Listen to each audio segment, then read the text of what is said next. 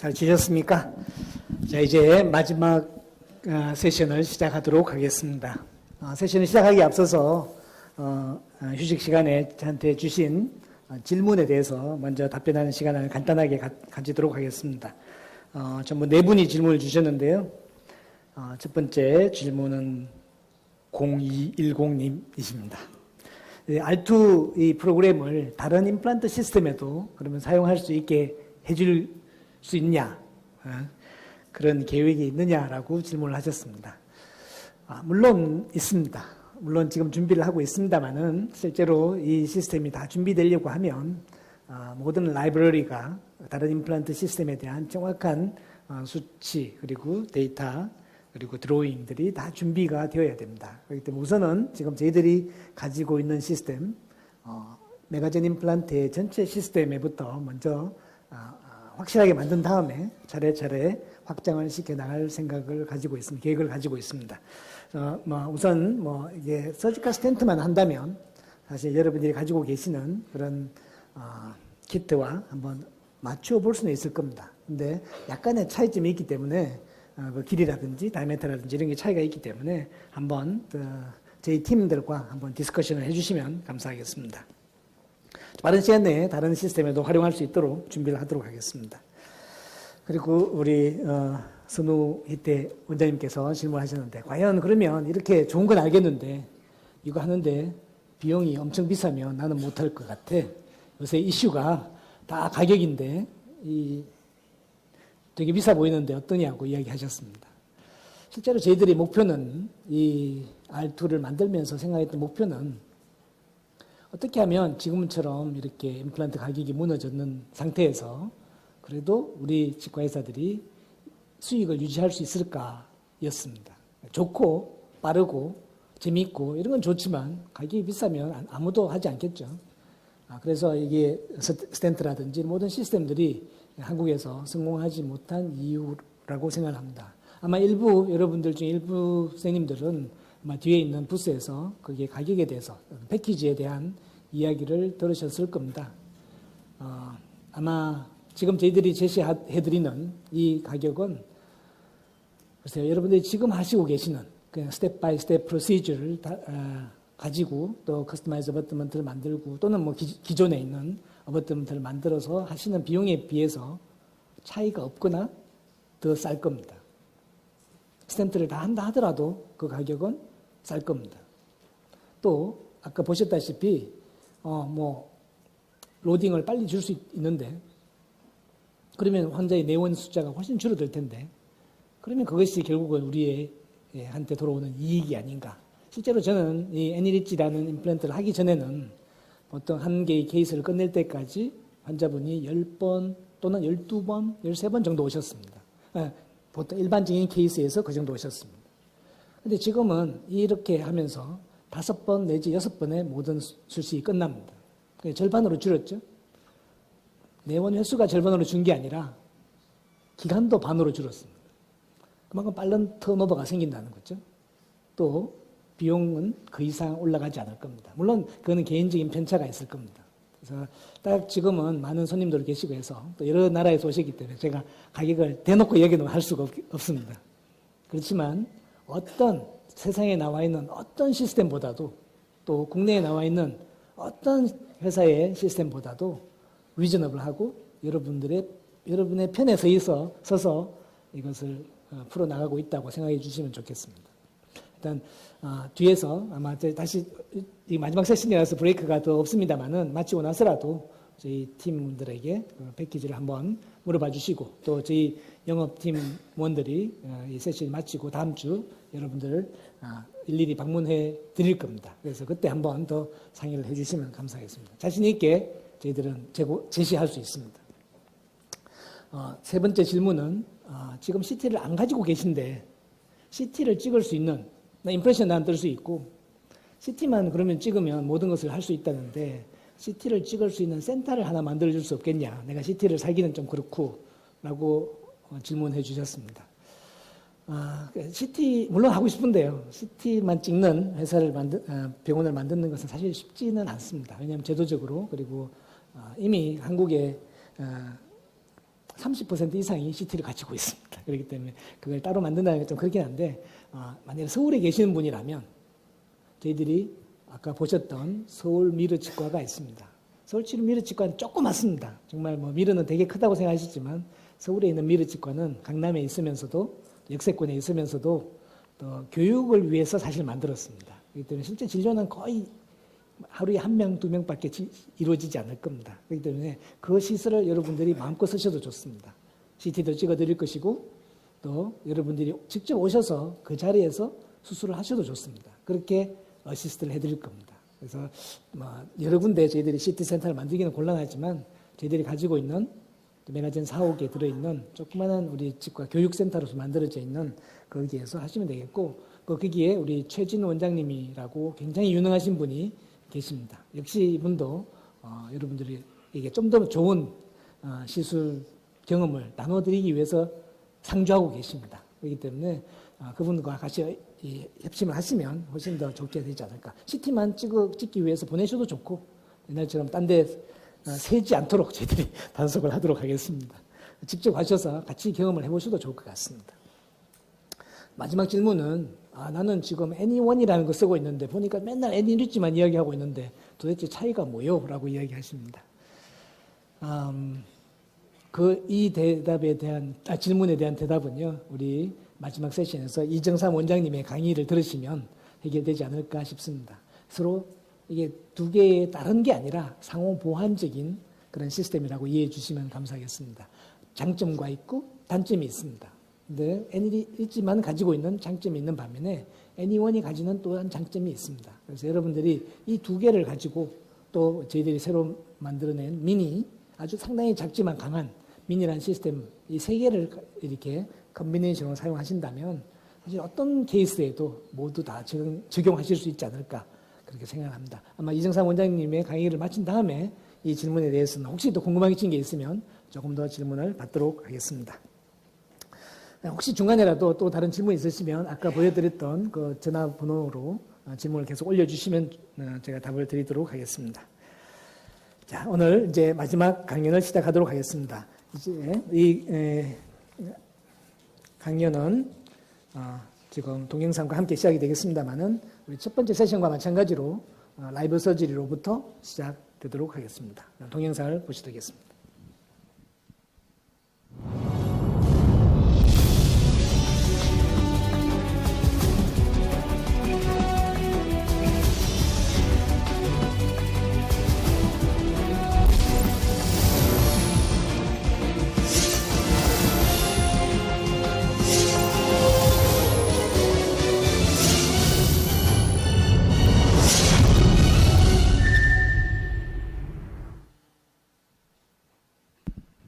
두 번째 라이브 서저리의 환자분이십니다. 보시다시피 제가 인디케이터가 반대편이거든요.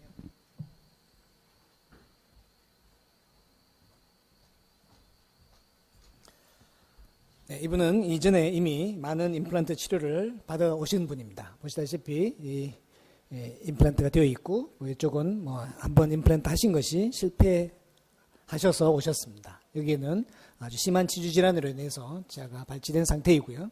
이 CT 이미지는 발치하고 2주일 후에 찍은 CT입니다. 그래서 아마 지금 현재 아마 온도를 열면 플랩을 열게 되면 아마 약간의 본의 형태가 이 이미지하고는 약간 달라져 있지 않을까 싶습니다. 지금 수술은 약 발치 후 한 2달 정도 지난 상태에서 하게 됩니다. 이 부분이 지금 수술할 부위입니다. 보시다시피 공간이 소구치 공간입니다만은 상당히 크게 형성되어 있습니다. 그리고 앞에 CT에서 보신 것처럼 이 팔라탈 쪽으로 상당히 큰 본 디펙이 있고 버칼 플레이트 또한 많이 망가져 있는 그런 상태입니다. 그래서 오늘은 여기다가 Anyone 임플란트를 식립을 하고 역시 서지컬 스텐트를 활용해서 할 계획입니다. 그리고 깊이를 조절하기 위해서 그리고 본 그래프트를 쓰고 또 멤브레인으로서는 저희들이 새로 개발한 아이젠 멤브레인을 쓰도록 하겠습니다. 오늘 수술을 담당해 주실 선생님은 앞에서 보셨던 김성원 원장님이십니다.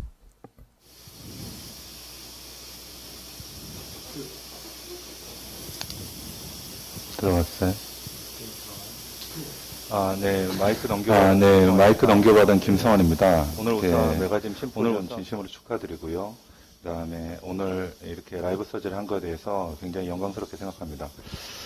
보시는 환자분은 50대 여성분인데요. 14번 말씀 들으신 대로 14번 발치한 뒤에 디펙트가 지금 투홀 디펙입니다. 메지알 디스탈로. 그리고 바코링구알은 스루앤 스루로 지금 디펙트가 있는 상태인데 수술하시면서 한번 볼 거고요. 그 다음에 플랜 매니지를 시간 관계상 어느 정도 해놨습니다. 그리고 시간이 모자란 관계로 바로 수술 들어가면서 설명 계속 드리도록 하겠습니다. 자, 해보시고요.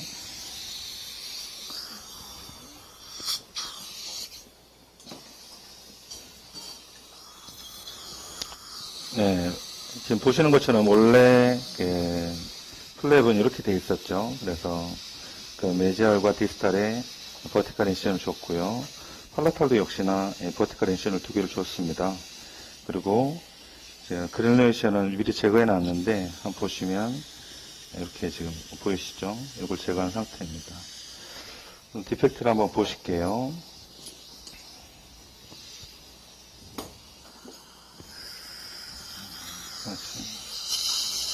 네, 보이시죠?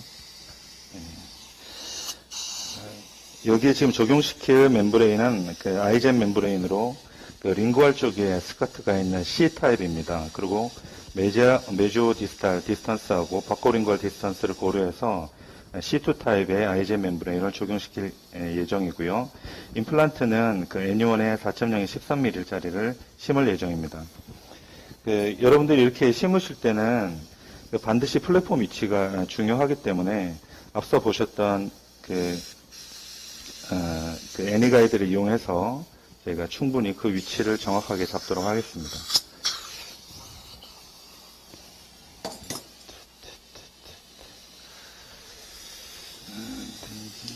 오케이.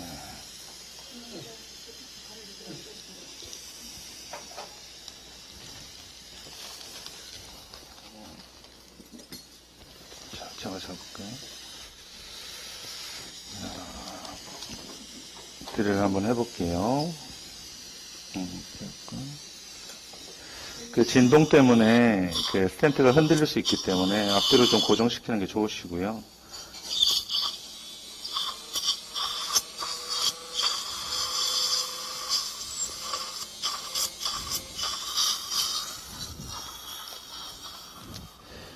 그 다음에는 2.5에 13mm 드릴을 하겠습니다.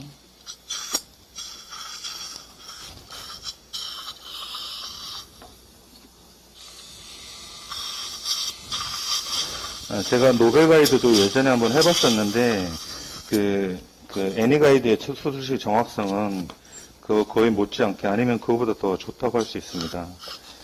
지금은, 다음 드릴입니다.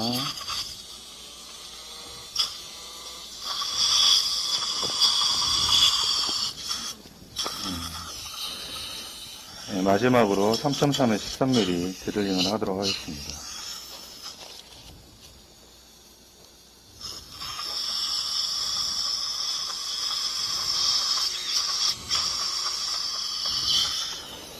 아까 박광문 선생님이 하셨던 것처럼 픽처 좀 주세요.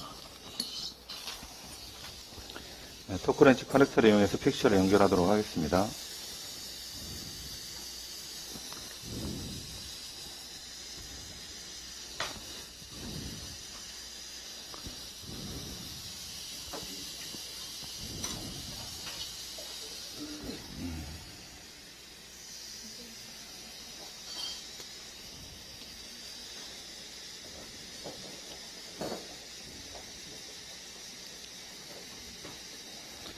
내부 핵사가 정확하게 인게이지 된 걸 확인하시고요.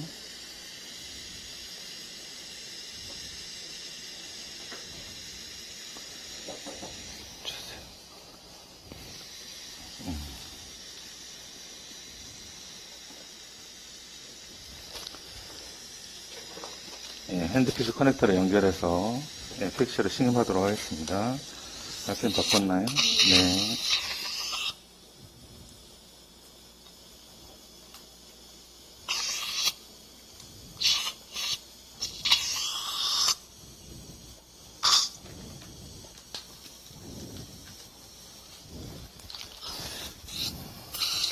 렌치 주세요. 자, 아까 말씀하셨던 것처럼 그 아래쪽에 1mm 두께의 검정색 라인이 있는데요. 그쪽에 아래쪽의 라인이 스텐트의 윗상방과 일치되도록 연결을 합니다.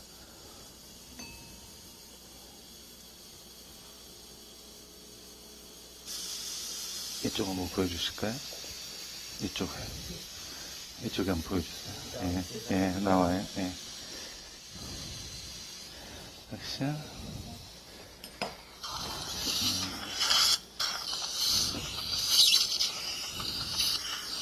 네, 보시는 것처럼 제가 이리게이션 한번 해볼게요. 설치게 한번 잡아줄까요?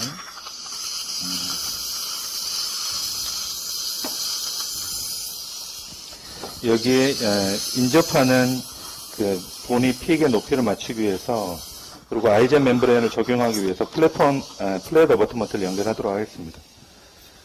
플랫 어버트먼트.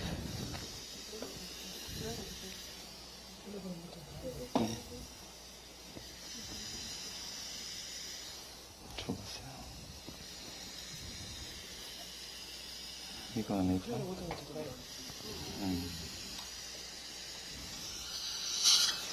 초기 고정은 아주 지금 잘 나왔고요.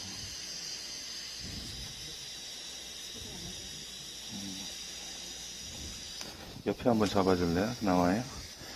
예, 보시는 것처럼 알베올러 본이 픽하고 어느 정도 일치된 모습을 볼 수 있죠? 지금 보시면.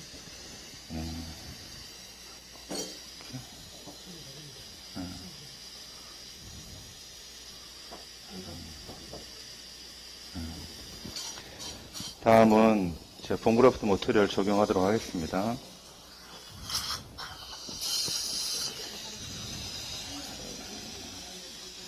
예, 셀딘 좀 잡아주세요. 예. 요걸 내가 댈게. 예. 본 여기다 주세요. 본은 지금 보시는 것처럼 제가 버티칼로 올릴 거기 때문에 그 지노그래프트인 그 메가우스 보바인하고 그 다음에 그 알로그래프트인 메가우스하고 1대1로 지금 믹스한 상태입니다.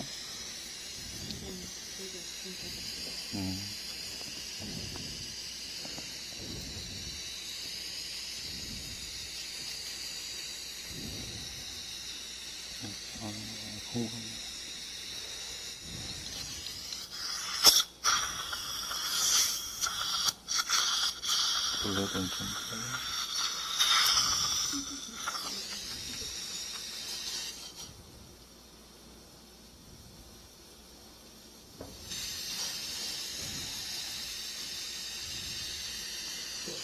좀 주세요.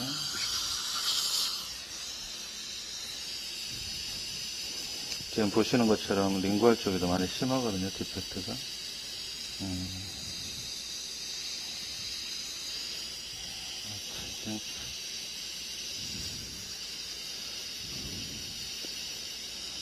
그래서 그 아이젠 멤브레인 쓰실 때는 약간 오버 빌드업하고 추후에 제거하시는 게 좀 좋은 것 같아요. 처음부터 하게 되면 안쪽에 데드 스페이스가 생길 우려가 있으니까.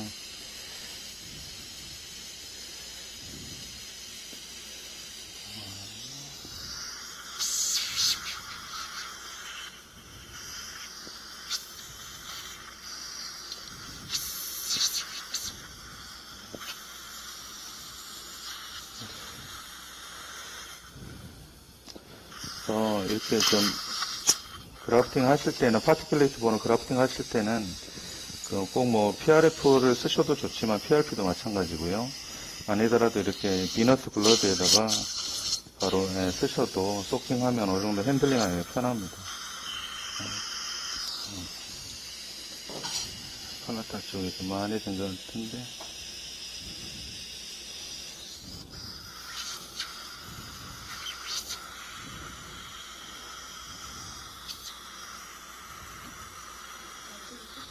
예. 아까 말씀드린 대로 아이젠 멤브레인은 링구얼 스커트가 있는 C2 타입을 쓰도록 하겠습니다.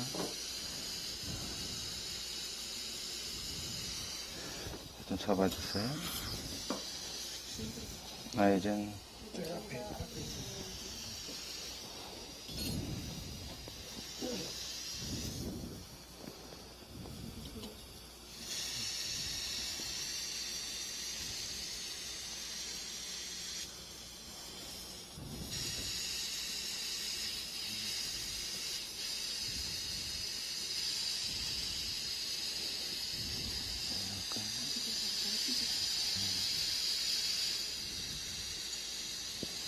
여기 보면 언더컷 부위가 있기 때문에 딱딱하고 걸리게 됩니다.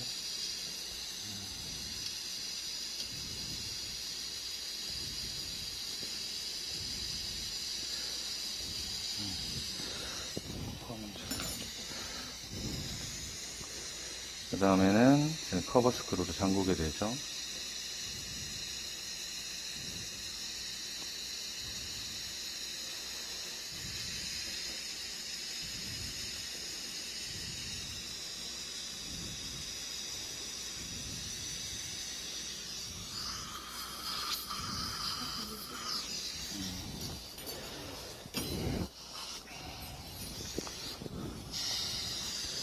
과잉의 본들은 좀 제거를 하시고요. 안 그러면 안쪽에 여기 언더컷 아까 말씀드린 대로 부위에는 본을 좀 이동시켜 놓도록 하겠습니다.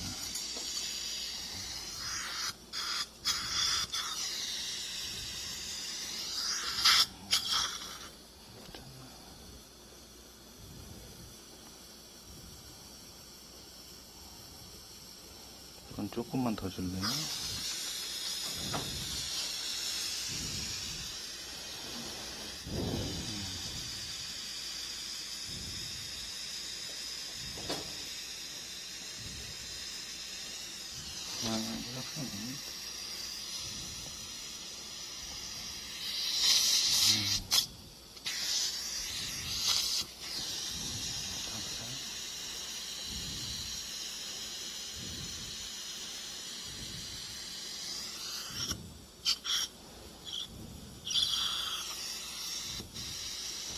그래서 혹시나 이 날카로운 부위가 나중에는 연조직이 디에센스를 일으킬 수 있다고 생각하는데 핸들링을 해보시면 굉장히 텐자일 스트렝스도 있고 유연하게 움직입니다. 역시 한 디지털 삭신. 네, 고맙습니다. 그래서 정확하게 안착이 됐고요. 삭신은 플라탈에 이렇게.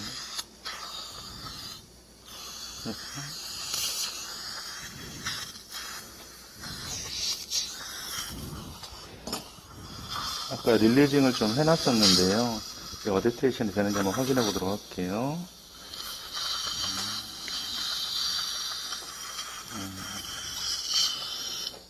예, 충분히 좀 어댑테이션 될 것 같고요.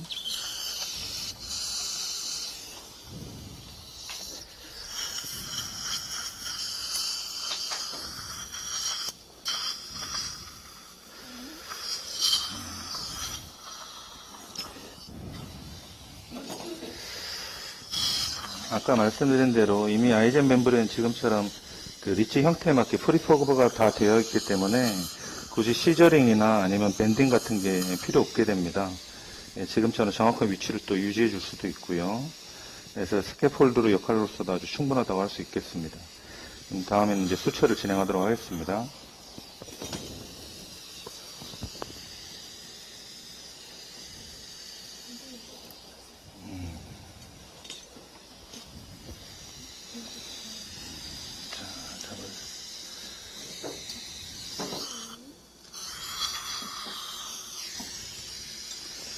저 같은 경우에는 가장 그라프트를 많이 했던 부위부터 수출을 하게 되는데요. 거기에는 프라이머리 에벌전 클로저가 될 수 있도록 버티컬 매트리스 통해서 시행하게 됩니다.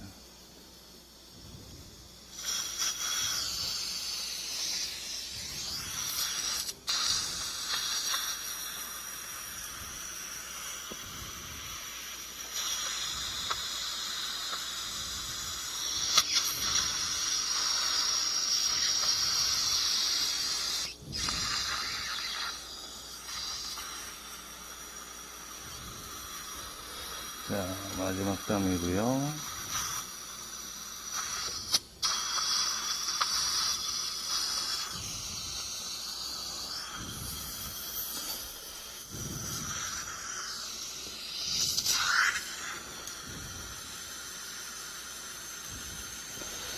자, 릴리징 양이 충분한지 확인해 보겠습니다.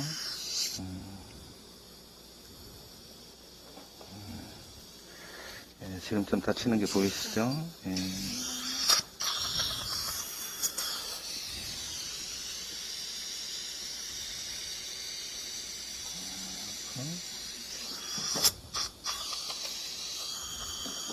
믿어진 잠깐만요.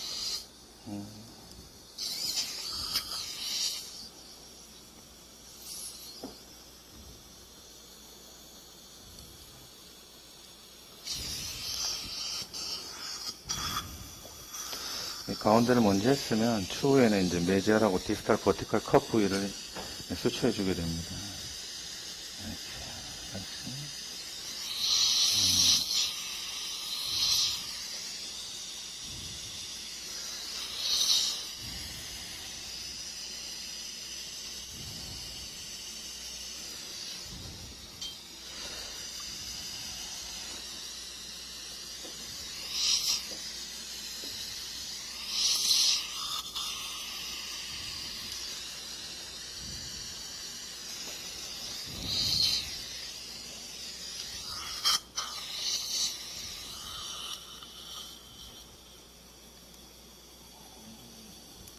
잘 안 보이네.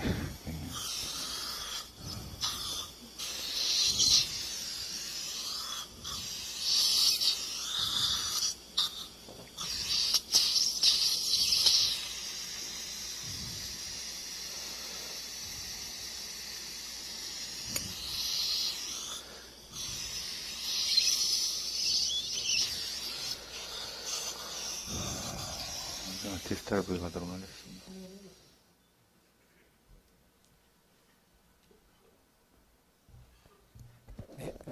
슈츠는 굉장히 중요하지만 다소 지루한 면이 있기 때문에 나중에 슈츠가 다 마무리되고 강의가 우리 이정삼 원장님 강의가 마친 다음에 다시 모시도록 하겠습니다.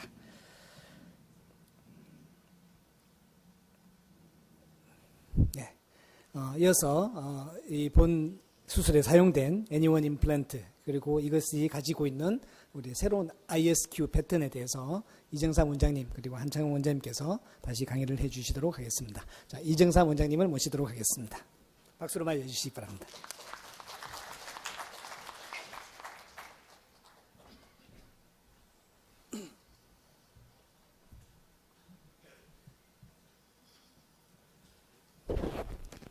방금 소개받은 이정삼입니다. 저는 분당에서 스마일데이 덴탈 클리닉을 운영하고 있습니다.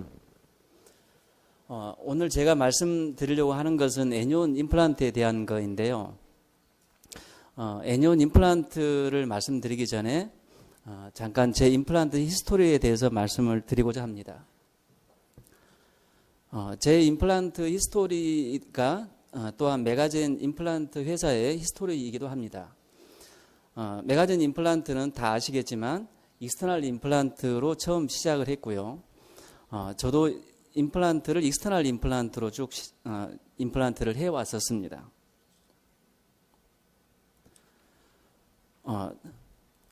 이렇게 앞니가 파절되어 있는 환자분인데요. 익스터널 임플란트를 이용해서 앞니가 수복이 됐죠. 심미적으로 어떤 잇몸의 어떤 두께나 이런 부분에서 전혀 부족하지 않게 수복된 것을 볼 수 있습니다. 물론 여기에 사용된 임플란트는 올 하반기 정도에 나올 애니온 익스터널 임플란트의 프로토타입입니다. 메가젠에서 레스큐라는 임플란트를 만들었죠. 그래서 레스큐라는 임플란트는 임플란트에 굉장히 많은 술식의 변화를 가져왔습니다. 레스큐의 쇼드 임플란트는 그동안에 해결하지 못했던 부분들을 많이 해결하게 해준 부분들이 있고요. 레스큐 임플란트는 발치 후 즉시 임플란트나 페일드 임플란트, 그 다음에 리치가 넓은 부위에서 굉장히 효과적인 임플란트 시스템이었습니다.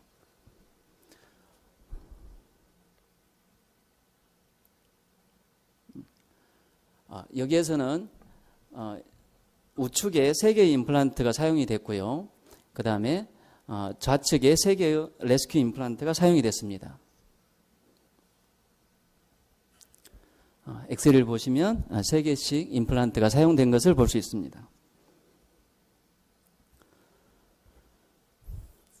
이렇게 메가진에서 나온 익스터널 임플란트 엑스필과 그 다음에 레스큐 임플란트를 이용해서 여러 개의 임플란트가 식립된 환자분입니다. 물론 자연치 보철도 같이 이루어졌고요.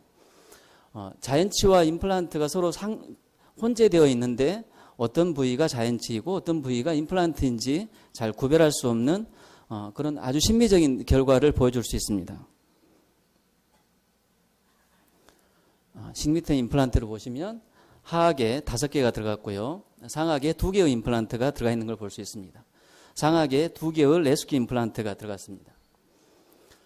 이렇듯 매거진에서 나온 익스터널 임플란트로 굉장히 많은 케이스를 잘 해결할 수 있었고 또한 임상적인 결과가 저도 굉장히 많은 롱텀 팔로업을 가지고 있지만 롱텀 팔로업이 굉장히 좋은 결과를 보여주고 있습니다.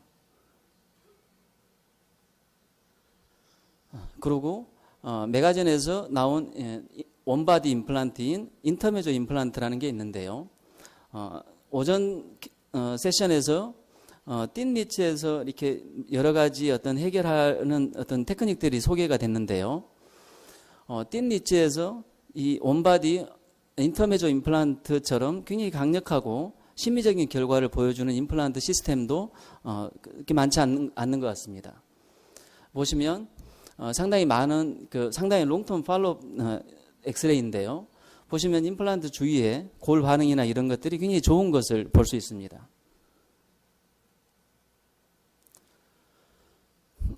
이러한 엑스필 임플란트 익스터널과 그 다음에 레스큐 임플란트 그 다음에 인터메조 임플란트를 이용해서 풀마우스 물론 자연치아가 상존해 있는 부분들이 있지만 상악은 풀마우스 임플란트가 식립이 되어 있고요. 그렇게 해서 수복된 케이스입니다. 보시면 하악의 전치부에 2개의 인터메조 임플란트가 들어가 있고요. 그 다음에 왼쪽에 레스큐의 숏 임플란트가 들어가 있는 걸 볼 수 있습니다. 이렇듯 어떠한 케이스에서도 메가젠에서 나오는 익스터널 케이스와 이런 원피스 임플란트를 가지고 거의 모든 케이스를 다 잘 해결할 수 있었습니다. 때때로 임플란트 수복물이 자연치에 원래 갖고 있었던 징지바의 파필라나 징지바의 건강도나 이런 것들을 더 개선된 형태로도 수복이 가능했었습니다. 임플란트가 전치부에도 식립이 됐고요. 하악 구치부에는 엑스필 임플란트가 식립이 됐습니다. 상악에는 4개의 레스큐 임플란트가 식립이 됐죠. 이렇게 익스터널 임플란트를 가지고도 모든 케이스를 다 잘 해결할 수 있었지만 세상의 트렌드가 점점 변했습니다. 세상에서 트렌드는 점점 임플란트에서 익스터널 임플란트를 사용하는 것을 굉장히 부담스럽게 생각하고 익스터널 임플란트는 굉장히 어렵고 또 문제가 많다라고도 생각하고 있었습니다. 그렇지만 선생님들이 보셨던 것처럼 익스터널 임플란트도 굉장히 좋은 결과를 보여주고 있는 것을 확인할 수 있습니다. 물론 메가젠에서도 이러한 익스터널 임플란트에 대항하는 인터널 임플란트에 대한 개발들을 해오고 있었고요. 그러한 인터널 임플란트의 수없이 많은 프로토타입과 많은 버전들을 통해서 만들어진 임플란트가 애니리치 임플란트입니다. 그렇지만 이 애니리치 임플란트는 선생님들이 오후 세션에서 많은 케이스를 보셨겠지만 임플란트가 굉장히 특별하고 임플란트의 형태나 스레드의 형태가 기존에 보셨던 거하고 전혀 다른 그런 형태의 임플란트입니다. 그래서 커넥션도 물론 기존에 있는 임플란트와 전혀 다른 커넥션을 가지고 있고요.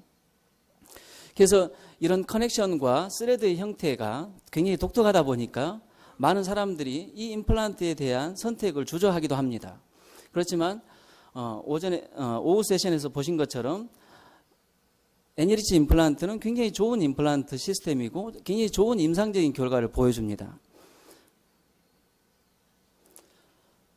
그래서 이런 좋은 결과를 보여주지만 사람들이 선택을 주저하는 부분이 어떤 임플란트 형태적인 부분에 대한 어떤 그런 특별함들 이러한 것들을 좀 더 사람들이 많이 익숙하고 좀 더 친숙한 모양의 임플란트를 개발하자라는 개념으로 나온 임플란트가 애니온 임플란트입니다. 형태적으로 보시면 같은 5.0 임플란트인데요. 애니리치하고 애니온과 굉장히 상이하게 틀린 것을 볼 수 있죠. 우리가 애니온 임플란트를 개발할 때 제일 중점을 뒀던 것은 굉장히 친숙하게 보이는 형태를 취하자는 거였습니다. 두 번째로는 기존에 가지고 있는 굉장히 많은 회사들이 채용하고 있는 커넥션에 대한 컴파티빌리티를 부여하자는 거였고요. 거기에 애니리치에서 가지고 있었던 특별함을 애니온에도 같이 적용하자는 게 애니온 임플란트를 개발하면서의 저희의 모토였습니다. 말씀드린 것처럼 애니온 임플란트는 애니리치 임플란트에서 나온 거고요. 이 애니온 임플란트는 애니리치 임플란트와 같은 DNA를 가지고 있는 임플란트입니다. 전체적인 형태나 그 다음에 마크로 디자인의 부분에 있어서만큼은 정확하게 애니리치 임플란트와 같은 그런 DNA를 가지고 있는 임플란트입니다. 애니온 임플란트의 전체적인 라인업을 보시면요. 형태나 이런 부분들이 굉장히 많이 친숙해 보이시죠. 물론 애니온에서 애니리치와 같이 공용으로 쓸 수 있는 미니 임플란트가 지금 아마 전시된 것을 보셨을 텐데요. 미니 임플란트가 나와 있습니다. 그렇지만 애니리치에서 가졌던 딥스레드에 대한 컨셉이 또 똑같이 애니온 임플란트에도 나와 있고요. 애니온 임플란트에서도 딥스레드를 선생님들이 즐기실 수 있을 겁니다. 커넥션에서 말씀드린 것처럼 컴파티빌리티를 부여했고요. 전체적인 형태에서는 비슷한 것 같지만 또한 애니온만의 독특함을 부여되어 있는 부분이 있습니다. 대개의 임플란트들이 임플란트가 크리스탈로 가면서 점점 넓어지는 형태를 취하고 있는데요. 애니온 임플란트는 위에 크리스탈 부분이 스트레이트하기 때문에 위에 크리스탈 부분에 어떤 스트레스나 이런 부분들이 집중되는 것을 막아줄 수가 있고요. 위에 부분이 스트레이트하기 때문에 임플란트를 식립할 때 임플란트의 식립 뎁스를 좀 더 자유롭게 부여해 줄 수가 있습니다. 애니리치에서 가졌던 나이프 스레드와 똑같은 그런 형태의 나이프 스레드를 가지고 있는 임플란트입니다. 애니온도. 한창호 선생님이 잘 설명을 해줬지만 이 임플란트의 나사산이 60도로 되어 있는 나사산인 경우에는 임플란트를 식립하면서 굉장히 많은 임플란트 보온에 대한 컴팩션을 주게 되는데요.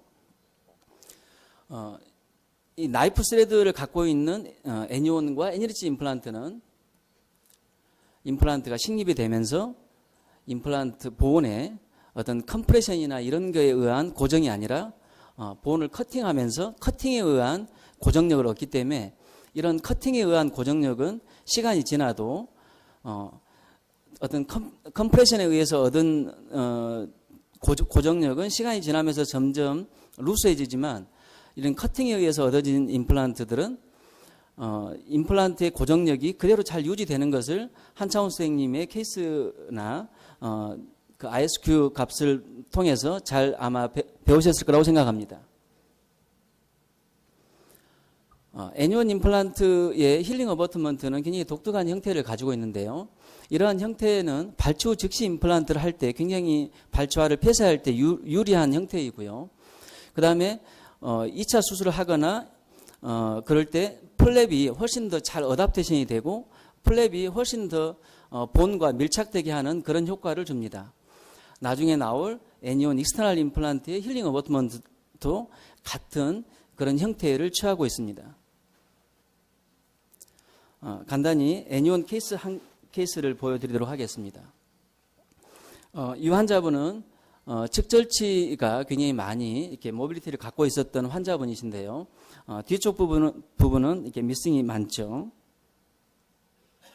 임플란트를 식립하고 GBR을 하고 수술을 마무리했습니다. 약 4개월 후에 2차 수술을 했고요.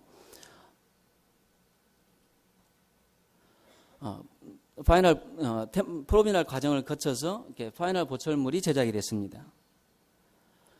제가 좋아하는 이머전스 프로파일의 형태이고요. 이게 보철물이 들어가면서 징지발을 압박하면서 프로파일을 내는 형태가 좋은 형태라고 생각합니다.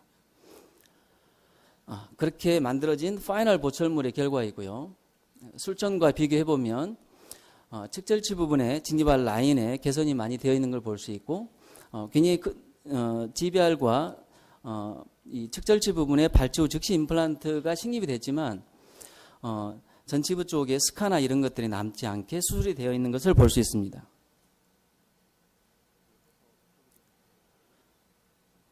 보시면 수술하고 나서 1년 7개월 후 상태인데요. 파필라나 이런 부분들이 거의 자연치와 유사하게 형성되어 있는 것을 볼 수 있습니다. 술전과 수루 파노라마이고요. 반대편도 진행하고 있습니다. 보시면 임플란트와 임플란트 사이에 인터프록시말 본이 잘 유지하고 있기 때문에 이러한 게 파필라의 어떤 에세리간 형태를 만들어 준다고 생각합니다. 마지막 케이스를 보여드리겠습니다. 하악의 7번이 결손되는 환자분인데요.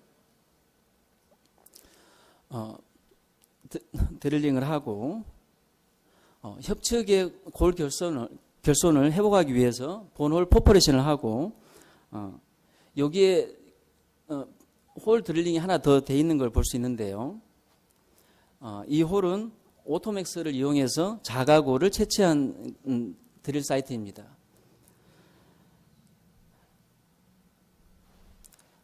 오토맥스를 이용해서 만들어진 자가골만 이용해서 협측에 골 이식을 했는데요. 보면 많은 홀을 뚫지 않아도 충분한 양의 자가골을 쉽게 얻을 수 있는 것을 볼 수 있습니다.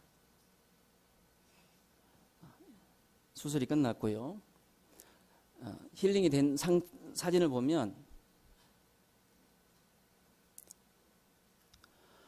자가골에 의해서 만들어진 그 볼륨은 훨씬 더 내부 부분이 훨씬 더 깨끗하게 힐링이 되는 것을 볼 수 있습니다. 수루 결과이고요. 술전과 비교했을 때 협측의 볼륨이 거의 정상적으로 회복된 것을 볼 수 있습니다. 엑스레이를 보시면 임플란트의 플랫폼 주위에까지 본이 이렇게 자라 들어가는 것을 볼 수 있습니다.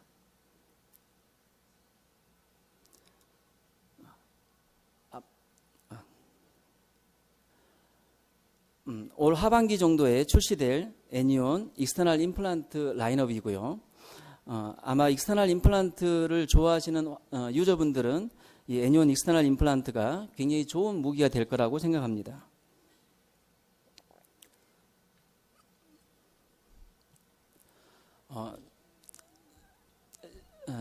제가 많이 부족한 부분들은 있지만 실은 메가전에서 임플란트 디자인하고 개발하고 그러는데 박 원장님과 우리 유 원장님을 도와서 제가 개발 부분을 담당하고 있는데요. 정말 메가전 임플란트가 최고의 명품의 임플란트가 되도록 많은 연구들에 정진하도록 하겠습니다. 감사합니다. 네, 감사합니다, 이 원장님. 아마 그러면 이것이 애니원이 왜 나왔는지에 대한 아마 히스토리 그리고 어떤 특징을 가지고 있는지는 여러분들이 다 이해하셨을 거라고 생각합니다. 메가전의 개발은 계속 진행형입니다. 이 애니원이 있으면 그러면 앞에 있었던 저희들이 애니리치를 가지고 설명해 드렸던 많은 특징들, 특히 그 중에서도 초기 고정력과 그 이후에 일어나는 그런 유지력의 변화에 대해서 어떻게 궁금하게, 그럼 애니리치와 비교해서 어떤 차이점이 있을까 아마 생각을 하시게 될 겁니다. 그에 대해서 다시 우리 한창원 원장님께서 강의를 해 주시겠습니다. 다시 박수로 맞이해 주시기 바랍니다.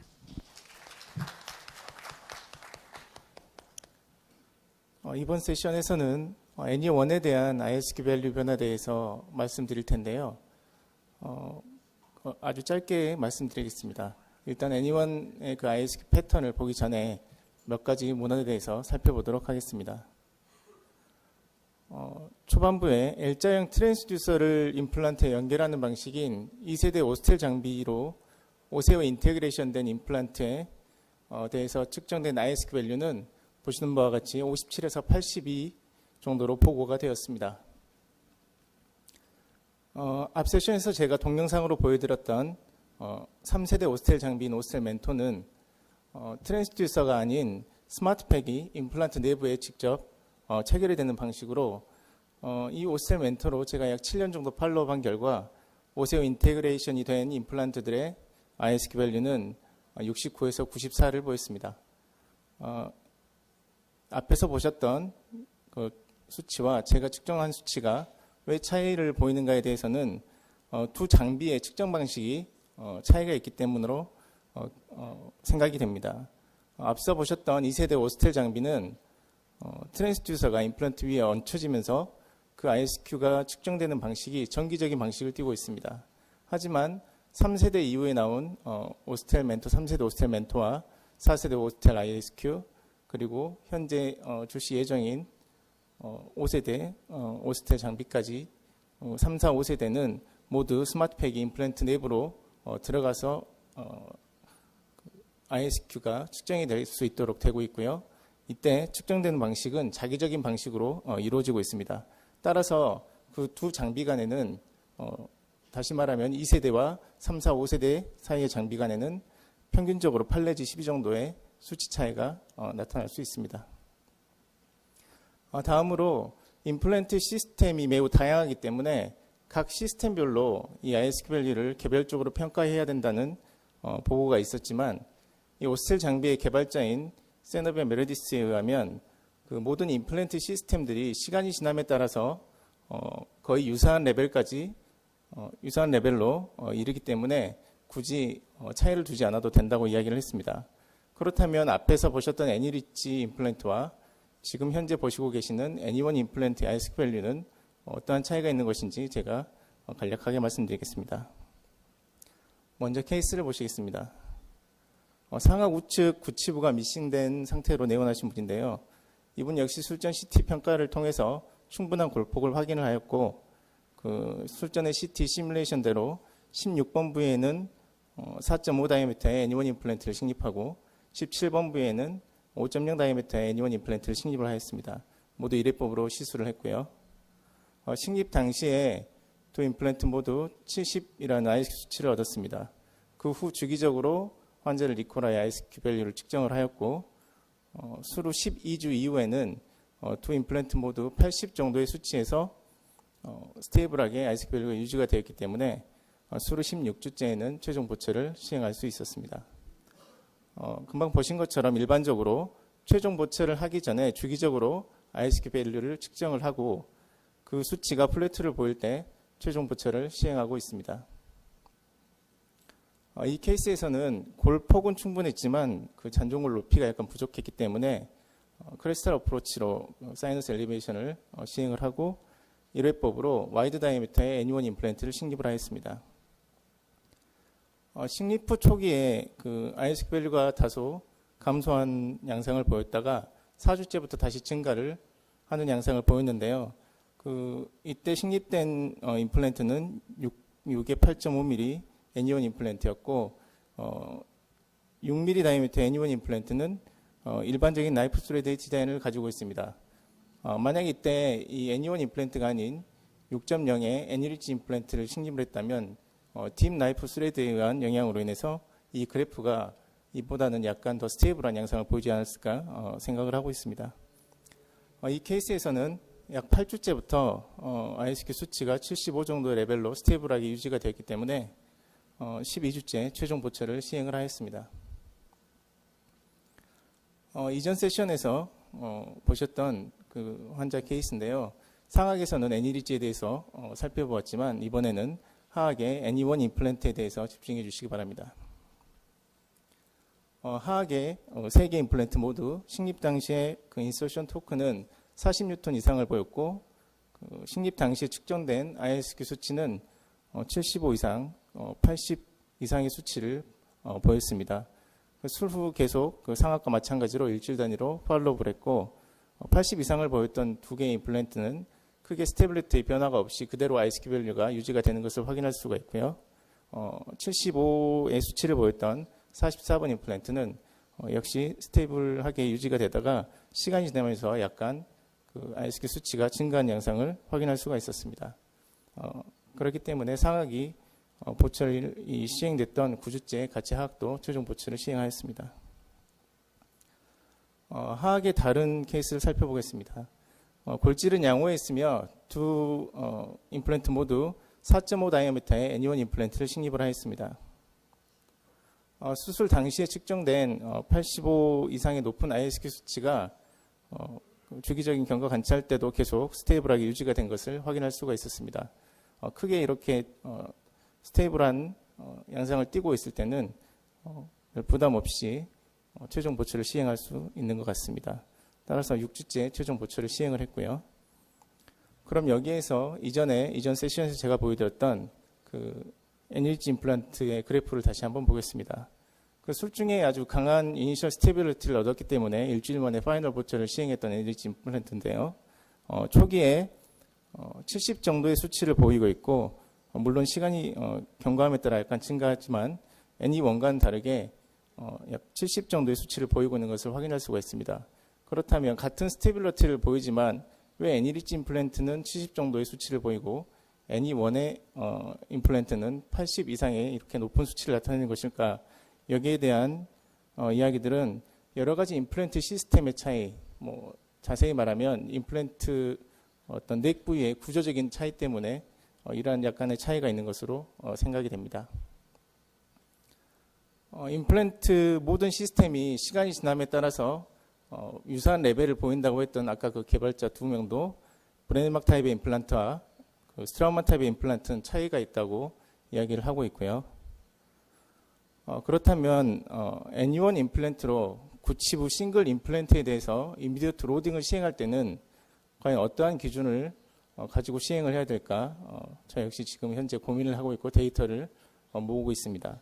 이전 세션에서 NLG에 대해서는 식립 당시에 40뉴턴 이상 그리고 ISQ 밸류 70 이상일 때 이미디어트 로딩을 시행한다고 말씀드렸는데요.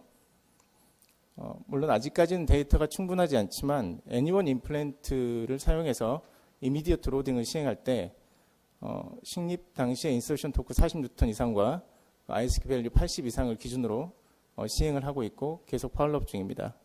물론 이 기준은 그 최종 보철을 장착하기 위해서 어버트먼트를 조이는 그 조임 토크를 견딜 수 있는 인서션 토크와 ISQ 밸류를 기준으로 이 기준을 만들었는데요. 물론 케이스들이 지금 현재 준비가 되어 있지만 충분한 팔로업이 되어 있지 않기 때문에 향후에 충분한 팔로업과 함께 보다 더 업그레이드된 그 기준을 제시하도록 하겠습니다. 감사합니다.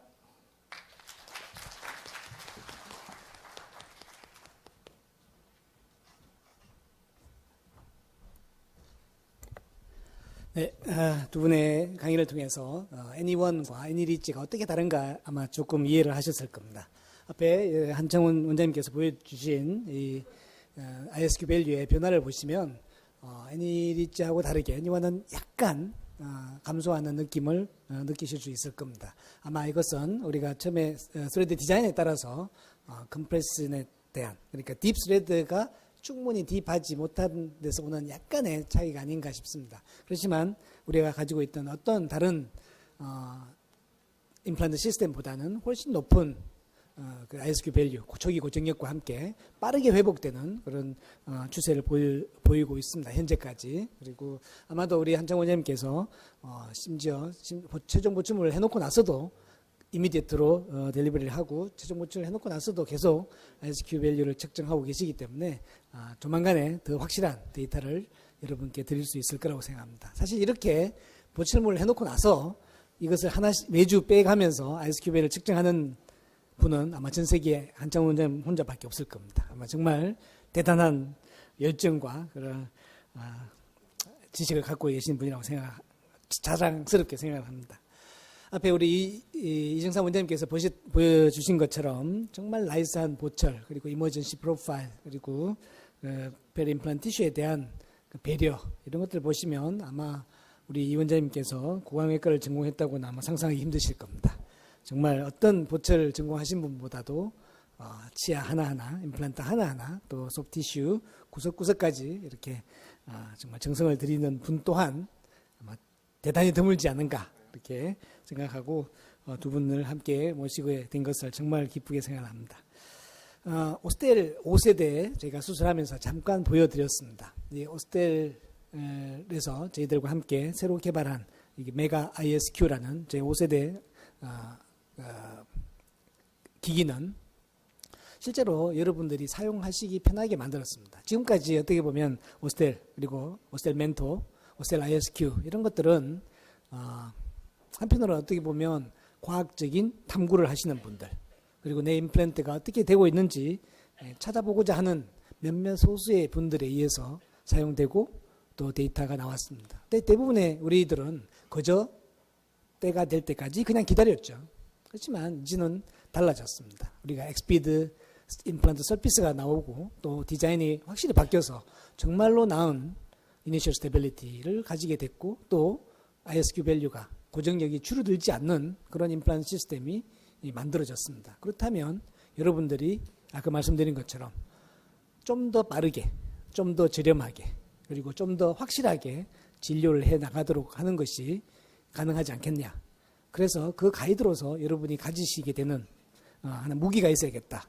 그게 저희들이 개발한 메가 ISQ입니다. 아마 제가 쓰는 걸 보셨겠지만 대단히 편리하고 쓰시기에 정말 부담이 없고, 그 수치를 보는 것도 이전에 아마 쓰셨던 분들하고 비교하시면 정말 왜 이것이 만들어졌나 하는 것을 느끼실 수 있을 거라고 생각합니다. 정말 생활 속에 우리 데일리 프랙티스 속에 들어오는 그런 장비 중에 하나가 될 거라고 믿어 의심치 않습니다.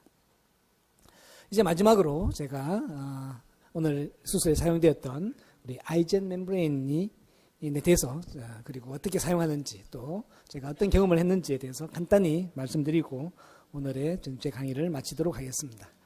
이 케이스는 역시 익스터널 헥사입니다. 보시다시피 이 케이스는 디아이선스, 페니스트레이션, 소켓 디펙트 같은 우리가 흔히 볼 수 있는 모든 종류의 디펙을 가지고 있습니다. 특히 또 구치부에 가면 양쪽에 굉장히 큰 사이너스 디펙이 있고, 그래서 모든 사이너스 본 그래프트를 포함해서 모든 그래프트가 이루어졌죠. 근데 여기에서는 어떤 술식이 돼야지, 어떤 술식을 우리가 할 수 있어야지 이 모든 디펙을 다 이 위에 멤브레인을 위치시키겠죠. 어떤 형태의 멤브레인이든 이것이 충분한 기간 동안에 잘 유지가 되어야지 이런 형태의 디펙들이 극복이 될 겁니다. 또한 이런 멤브레인을 제대로 티슈 속에서 안고 있을 수 있도록 하기 위해서 우리가 적절한 릴리징 인시전이 필요하죠. 이 릴리징 인시전이라는 것은 정말 우리가 피할 수 없는, 그리고 가장 중요하게 생각되는 부분이라고 생각합니다. 그런 다음에 3레이어 슈처가 이루어질 겁니다. 그래서 여기서 보신 것처럼 인시전에서부터 임플란트 식립, 그리고 슈처, 첫 번째 레이어, 두 번째 레이어, 세 번째 레이어 슈처가 이루게 된다면 어떻게 큰 수술이 일어난다 하더라도 여러분들이 거의 실패 없이 진행되는 것을 볼 수 있을 겁니다. 혹시 저기 수술실이 연결이 됐나요?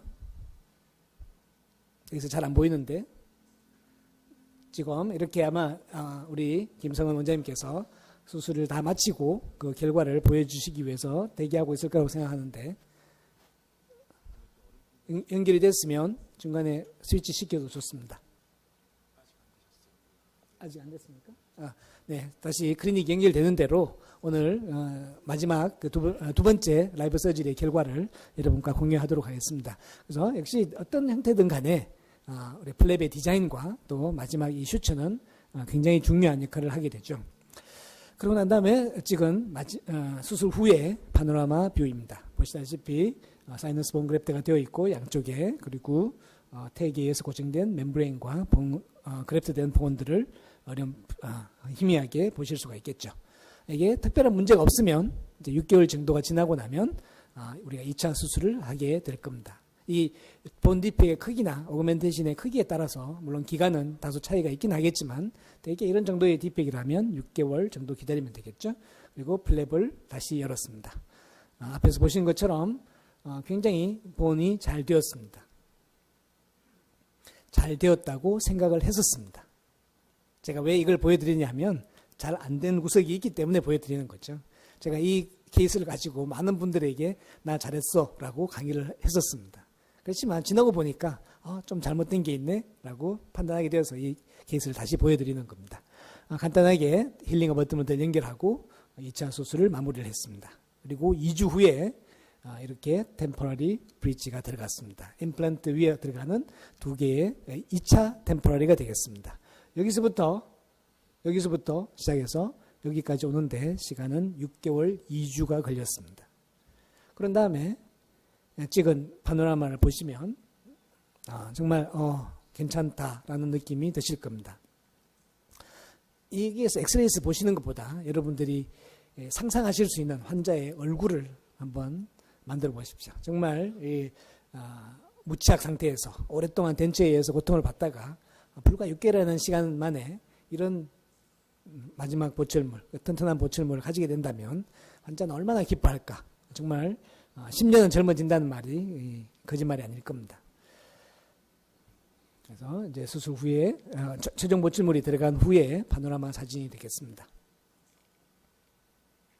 자, 여기에서부터 수술 직후 그리고 임시 보철물 또 최종 보철물이 들어갔을 때의 파노라마 사진과 임상 사진입니다. 근데 여기까지는 우리의 수고로서 잘 극복할 수가 있습니다. 여기서부터 사실은 끝이 아니라 새로운 시작이죠. 그래서 2년 반이 지난 다음에 팔로우 사진입니다. 여기서 보신 것처럼 사진에서는 엑스레이 상에서는 거의 문제가 없습니다. 아주 레벨이 좋은 상태였지만 전치부는 약간의 스웰링이 와 있고 구치부는 리세션이 와 있습니다. 이게 왜 이런 문제가 생겼을까요? 여기에서 다시 질문이 시작되었습니다. 그럼 도대체 우리가 얼마나 많은 본이 필요할까요? 기능과 또 심미를 위해서.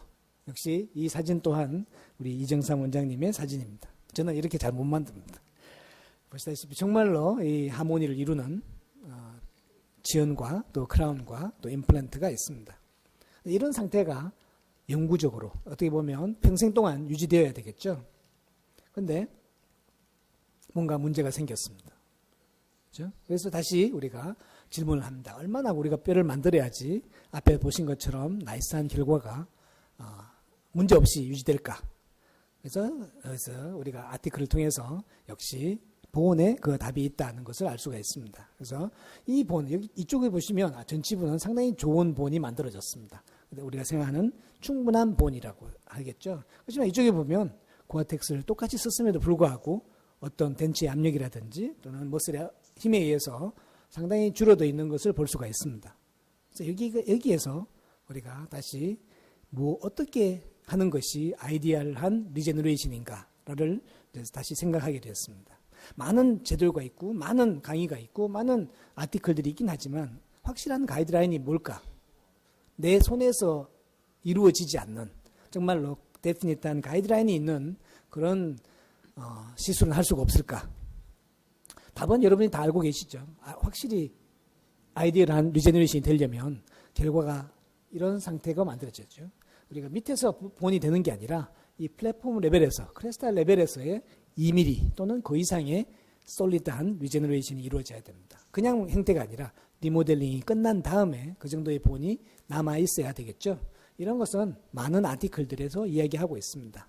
아무리 이 전을 뒤져보셔도 최소 1.8mm 스프레이 같은 분들은 1.8mm 이상이어야 된다. 하지만 거의 대부분의 연자들이 또 저자들이 2mm 이상의 본이 이 레벨에서 필요하다고 이야기하고 있습니다. 근데 우리는 어떤 실수들을 하고 있었을까요? 제가 앞에서 보여드렸던 케이스에서도 저는 똑같은 실수를 했었습니다.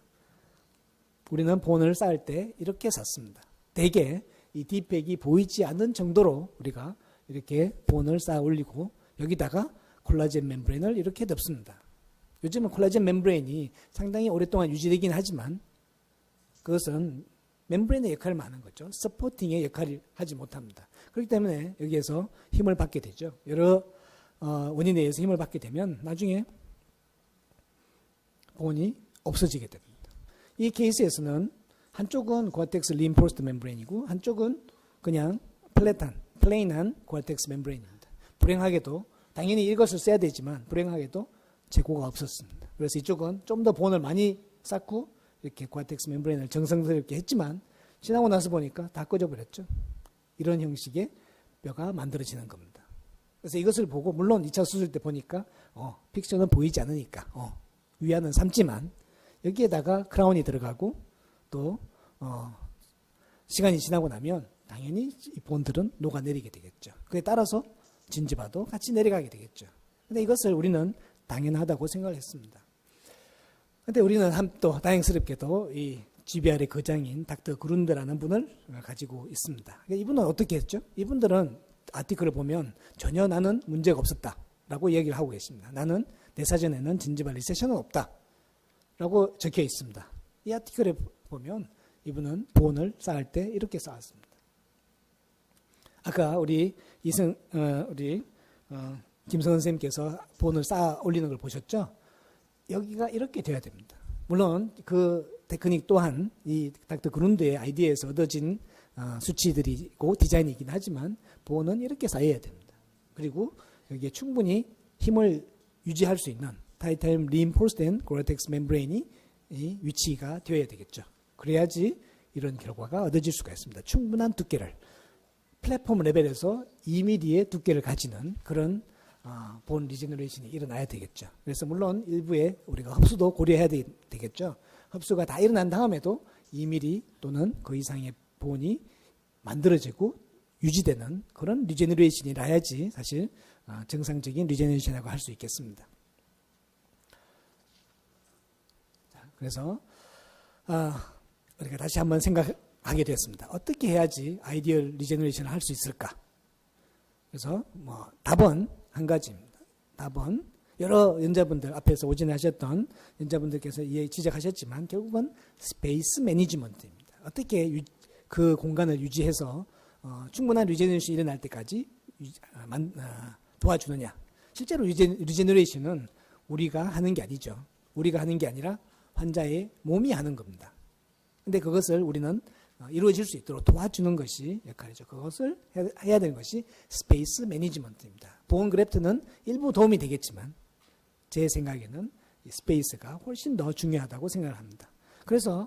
그리고 이 리제너레이션은 평면이 아닙니다. 3디멘셔널이죠. 3차원적으로 만들어져야 되기 때문에 어디서부터 시작해야 되냐면 픽처의 위에서부터 시작해야 됩니다. 우리가 앞에서 얘기한 것처럼 커버 스크루를 연결하고 콜라겐 멤브레인 이렇게 덮어버리면 여기 만들어진 뼈가 수축할 수밖에 없습니다. 여기서 벌써 우리가 상당히 뼈를 잃고 시작하는 거죠. 0.5mm 또는 1mm의 버티컬 로스를 감수하고 시작하는 겁니다. 그렇기 때문에 우리의 리제너레이션은 1mm 상방에서부터 시작돼야 됩니다. 또 앞에서 많은 데이터가 보여준 것처럼 여기서부터 임플란트 플랫폼의 엣지에서부터 시작해서 끝까지 2mm가 만들어져야 되겠죠. 그러면 리모델링을 고려하면 최소 2.5mm의 공간이 유지가 돼야 됩니다. 리제너레이션이 끝날 때까지. 그렇죠? 그래서 여기에서 이만큼의 공간을 우리는 일정 기간 동안에 지켜낼 수 있어야 됩니다. 물론 소프티슈에 대한 자극을 최소한으로 하기 위해서 둔각을 만들어야 되겠죠. 예각이 되기보다는 둔각이 되어야 될 겁니다.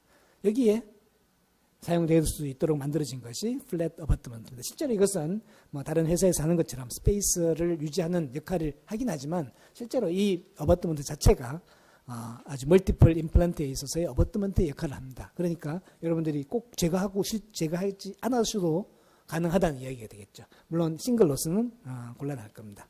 그래서 아까 우리 김성원 선생님께서는 2mm짜리 임플란트를 플랫 어바트먼트를 썼습니다. 왜냐하면 주변에 보온의 높이가 너무 차이가 났기 때문이죠. 그래서 이대희 선생님께서 강의하실 때 말씀하셨죠. 구겨지면 안 된다.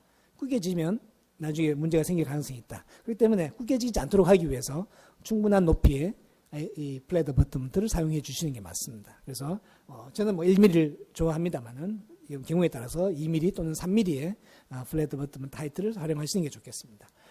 이 밑에 보온을 채우죠. 아까도 우리 수술에서 보셨지만 실제로 우리가 보온 그래프트 하는 것이 얼마나 아이디얼한 디멘전과 차이가 있는가 하는 것을 아까 수술에서 보셨을 겁니다. 본을 잔뜩 쌓았다고 생각하는데 우리가 아이디얼한 디멘전이라고 생각하는 이 아이젠을 연결하고 나니까 어떤 현상이 생겼죠? 팔라탈은 남고 버칼은 그렇게 많이 쌓았는데도 디멘전이 부족합니다. 그게 우리의 현실이죠. 우리가 늘 하는 미스테이크입니다. 그래서 이 가이드가 여기서부터 이 디멘전이 항상 똑같이 유지되어 줘야 된다라는 것이 저희들의 주장입니다.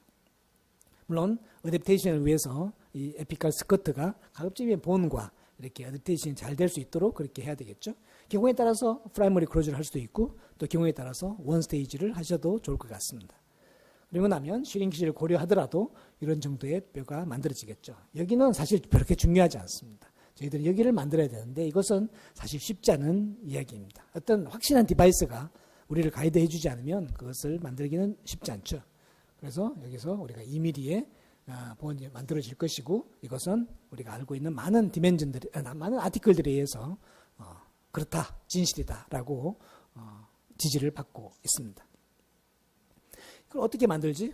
우리 입안에는 뼈가 있는 곳이 다 다릅니다. 물론 환자에 따라서 또는 환경에 따라서 리지가 아주 넓지 않게 유지되는 경우도 있습니다. 그렇지만 우리가 추구하는 것은 아이디얼 리제너레이션이죠. 그러면 아이디얼 리제너레이션이 되려면 그 위치에 맞는 디멘전이 있어야 됩니다. 멀티플 로스가 돼서 이게 리지가 전치부처럼 좁아졌다면 굳이 옛날처럼 이렇게 넓은 리지를 만드실 필요는 없지만 그래도 싱글 또는 2개의 임플란트가 치아가 없어지면서 리지가 꺼졌다면 그 앞에나 뒤에 있던 그런 디멘전을 다시 찾아줘야 되겠죠. 그래서 오늘 오전에 있었던 질문 중에 또 하나가 그랬죠. 한쪽이 꺼졌을 때 어떻게 하지? 그러면 그 디멘전만큼 다시 회복시켜줘야 됩니다. 그 섹션 전체를 회복시켜줄 필요가 있겠죠. 그것이 이 가이드를 통해서 얻어낼 수 있는 겁니다. 그래서 다양한 형태의 A부터 이렇게 12가지의 디자인에 만들었습니다. 오늘 우리가 수술에 사용했던 것은 이 C2의 디자인이 되겠습니다. 이것은 팔라탈 또는 링구알까지 커버가 가능하죠. 지금 뒤에 비디오를 하나 보기 전에 지금 병원에서 준비가 됐다고 합니다. 병원으로 다시 스위치를 하도록 하겠습니다. 네. 네, 다시 김성환입니다. 아주 수술 아까 수초까지만 보셨는데 지금 보시는 것처럼 술전 수로 사진인데요. 버티칼 매트리스를 기준으로 해서 좌우에 심플 인터럽트로 해서 메지알 버티칼 인시전, 디스탈 버티칼 인시전 아주 조화롭게 수초가 마무리됐습니다. 아까 보셨던 것처럼 디펙트 안쪽에 그라нул레이션 티슈를 시닝하는 게 관건이었고요. 사실 플립 매니지나 이런 면에서는 좀 어느 정도 수월하게 적용됐던 것 같습니다. 그리고 사실 수술 과정 중에 제가 시뮬레이션 하면서 이정삼 선생님 도움 많이 받았는데 다시 한번 감사드립니다. 우선 그럼 다음에 방사선 사진 한번 볼까요? 보시는 것처럼 원래는 디펙트가 이렇게 돼 있었죠. 이렇게 돼 있었는데 임플란트를 한 3mm, 4mm 정도 프로트리딩 시켰고요. 그 다음에 메지알의 보니픽과 디스탈 보니픽에 플랫 어버트먼트를 이용해서 높이를 맞추고 그 다음에 아이젠 멤브레인을 연결해서 아주 본이 조화롭게 조성된 걸 볼 수 있습니다. 또 하나는 요거는 페리피칼 뷰 사진인데요. 보시는 것처럼 아주 적절한 패스와 간격을 유지하고 있는 걸 볼 수 있습니다. 아까도 말씀드렸듯이 오전에 박광문 선생님께서 애니리지도 역시 애니가이드를 이용해서 하면 정확한 위치에 심을 수도 있지만 애니원도 지금 보시는 것처럼 CT를 베이스로 해서 하시면 아주 술자가 원하는 대로 한치 오차 없이 정확하게 위치에 심을 수 있었던 것 같습니다. 사실 이게 애니가이드의 도움을 받지 않았더라면 이 플랫폼의 높낮이나 아이젠의 높이 그 다음에 그런 것들에 대해서 적절하게 하기가 굉장히 좀 쉽지 않았을 거라는 생각이 듭니다. 아주 수술 성공적으로 잘 마쳤고요. 다시 한번 감사드립니다. 네. 네, 수고하셨습니다. 사실 병원에서는 이 소리를 못 듣습니다. 자, 비슷한 수술입니다만은 우리 비디오를 한번 보실까요? 역시 비슷한 위치이죠. 14번 위치에 치아가 지주질환으로 해서 소실되었습니다. 버칼 플레이트가 거의 없어졌고요. 임플라메이션 때문에 약 한 달 정도 시간을 더 기다렸습니다. 그리고 플랩 오프닝 하는 것은 이렇게 작은 경우에는 주로 버티컬 인시전 하지 않아도 사실 문제는 없습니다. 근데 뭐 우리가 오그멘테이션 한다면 한 차 정도, 저는 앞쪽으로 가기보다는 뒤쪽으로 조금 익스텐션을 합니다. 왜냐하면 아무래도 스카가 생길 수 있고 또 이쪽에 인시전 플랩을 열게 되면 리세션이 있을 수 있으니까요. 그리고 통상적인 방법에 따라서 이 경우에는 지금 스텐트를 사용하지 않았습니다. 그러면 아까 우리 좀 전에 김성원 원장님께서 얘기하신 것처럼 스텐트를 사용하신다면 훨씬 더 좋은 위치에 이미 여러분들이 컴퓨터상에서 계획한 그 위치에 들어갈 수 있겠죠. 버칼 쪽으로 뒷팩이 크게 생겼습니다. 그래서 인접 주위의 보온의 레벨에 따라서 여러분이 플랫 어버트먼트 하이트를 선택하실 수가 있습니다. 그리고 본그래프트를 사용했습니다. 여기에서는 지금 메가우스 보바인, 바이오스 같은 메가우스 보반을 사용했죠. 그리고 여기에서는 팔라탈 쪽으로 뒷팩이 없었습니다. 그렇기 때문에 이것은 지금 B2 사이즈가 되겠습니다. 소구치기 때문에 약간 크고 여기서 여기까지 그 디멘전이 구치부와 전치부 또는 소구치부가 다르게 되어 있습니다. 그래서 이것은 중간 사이즈로 B2, 그러니까 이 프록시말이 약간 덮이게 되어 있고 그리고 한쪽 면만 커버하게 되어 있는 그 사이즈입니다. 그러니까 여러분이 고민하실 필요가 없다는 거죠. 물론 이것을 어떤 사이즈를 선택해야 되냐 하는 것은 조금 경험이 필요하시긴 하시겠지만 저희들이 가이드를 지금 만들고 있기 때문에 나중에 더 편리해지실 겁니다. 그래서 앞에서 보셨던 사진하고 거의 유사하시죠? 유사하죠? 그리고 3개월 뒤에 2차 수술을 합니다. 근데 2차 이게 장점이 뭐냐 하면 이렇게 멤브레인을 제거하는 것이 대단히 쉽습니다. 그래서 여기 이걸 플랩을 다 열 필요가 없고 이것만 살짝 열고 여기에 커버 스크루를 제거를 합니다. 아마 앞으로 우리 김성원 선생님도 이런 제거 수술을 하시겠죠? 제거되고 난 다음에 헤모스타트나 또는 니들 홀더를 가지고 이렇게 쭉 잡아당기면 됩니다. 이게 이 디자인, 이 멤브레인의 디자인 때문에 사실 이것이 티슈와 강하게 인테그레이션 되어 있지 않습니다. 여기에 힐링 어버트먼트 연결하면 수술은 끝입니다. 그렇지만 여러분들에게 얼만큼 많이 본이 만들어졌냐, 정말 원하는 형태대로 만들어졌나를 보여드리기 위해서 사실 플랩을 열어봤습니다. 이 디멘전이 중요하다고 말씀드렸죠. 비스듬하게 각이 자연치아처럼 각이 져버리는 그런 형태가 되어버리면 우리는 아이디얼한 리제너레이션이라고 할 수 없다고 제가 말씀드렸습니다. 그래서 싱글 이런 디팩은 오케이, 뭐 저것은 괜찮고 사실 이거 안 써도 잘 되더라 라고 이야기하실 수 있습니다. 실제로 저도 그렇게 뭐 20년 동안 해왔기 때문에 별 문제 없다라고 할 수 있지만 과연 괜찮았을까? 다시 그 환자들을 다시 리콜해 봤을 때 정말 아무 문제가 없었을까 한다면 글쎄요, 아직 잘 모르겠습니다. 자, 이 멀티플 케이스입니다. 여기서부터 21번부터 시작해서 25번까지 5개의 치아가 발치되고 한 달이 지난 상태입니다. 인플라메이션이 많았기 때문에. 그러고 나서 플랩을 열었습니다. 플랩을 열어보니까 디팩이 크죠. 아직도 소켓 디팩이 거의 해결되지 않았습니다. 그래서 2개의 에너지롱 임플란트, 뒤쪽에는 와이드 다이아미터 임플란트를 식립했습니다. 이쪽은 사실은 소켓 디팩 속에 들어있기 때문에 가장 좋은 예후를 가질 겁니다. 그렇지만 여기는 버칼 플레이트가 거의 없어져 있고 특히 3번 위치에 있는 것은 아주 굉장히 상당히 큰 디팩을 가지고 있습니다. 그래서 별로 고민할 필요가 없죠. 이 역시 가이드 스텐트를 사용하지 않았습니다. 그리고 본을 쌓아 올립니다. 근데 이 본을 쌓아 올리는 것이 정말 맞아? 내가 쌓아 올리는 것이 충분한 양이야? 라고 검증을 받는 것이 이 아이젠이라고 하실 수 있습니다. 전치부이기 때문에 굳이 B 타입으로 그러니까 2번 사이즈로 갈 필요가 없겠죠. 그리고 이것은 이 사이즈만, 이 디멘전만 유지하면 됩니다. 그래서 이 경우에는 제가 A1 사이즈를 사용했습니다. A1은 여기서부터 여기까지가 2.5mm입니다. 2.5mm의 디멘전을 가지고 버티컬 스티커를 들어가지고 이 사이에 치아가 없는, 임플란트가 없는 곳은 그럼 어떻게 되지? 굳이 그렇게 할 필요가 있나? 물론 이것은 조금 더 팔로우가 필요합니다만은 이 부분은 그저 제가 콜라겐 멤브레인으로 커버를 하고 프라이머리 클로저를 했습니다. 수술 직후에 파노라마 사진이고요. 힐링은 큰 문제가 없이 이렇게 일어났습니다. 역시 세컨 스테이지, 그 멤브레인을 제거하는 것이 너무 쉽습니다. 보시다시피 작은 인시전 한번 넣고 커버 스크루를 풀어내고 헤모스타트로 쭉 당기면 쑥 올라옵니다. 물론 약간의 이 멤브레인을 제거하는 동안에 조금의 인시전이 더 커질 수는 있겠지만 우리가 플랩을 다 여는 것 자체가 얼마나 그 리모델링 중에 있는 보온에 데미지를 주는가를 생각하시면 이것은 굉장히 큰 도움이 됩니다. 그래서 2개의 멤브레인을 쉽게 제거를 하고 역시 힐링 어버트먼트를 연결시키면 되겠죠. 그러면 2차 수술은 끝입니다. 그래서 플랩을 다 열 필요가 없죠. 우리가 고아텍스 같은 멤브레인 쓸 때마다 골머리가 아팠던 것이 이것을 플랩을 다 열었어야 된다는 거죠. 근데 그럴 필요가 이제 거의 없다는 이야기죠. 자, 엑스레이를 한번 보실까요? 일주일 후에 모습이고요.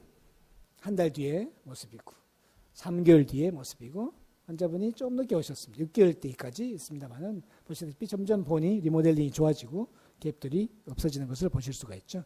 블레드 버튼도 그대로 있고요. 그래서 제거하고 이 상태에서 그러면 자, CT 이미지는 어떨까? 우리가 만든 대로 제가 이 경우에는 플랩을 열지 않았습니다. 전치부이기 때문에 본이 만들어진 걸 보기보다는 환자를 위해서 안 여는 것이 좋겠다 해서 플랩을 열지 않았습니다만은 자, 여기에서 이 부분의 커팅입니다. 1번의 위치에 커팅할 때 우리가 예상했던 것처럼 이런 90도 각도에 각이 있는 리제너레이션이 됐다. 3번의 위치도 역시 각이 있는 리제너레이션이 되더라. 다른 임플란트 제가 CT를 넣지는 못했습니다만은 이 반대편도 이게 임플란트거든요. 여기는 없습니다.